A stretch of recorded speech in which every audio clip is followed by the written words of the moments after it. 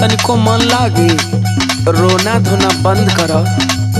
अब बोल कि काहे खातिर फोन कैलू ह? दी सुनी छोड़ी गवना हरी में हरिया छोड़ी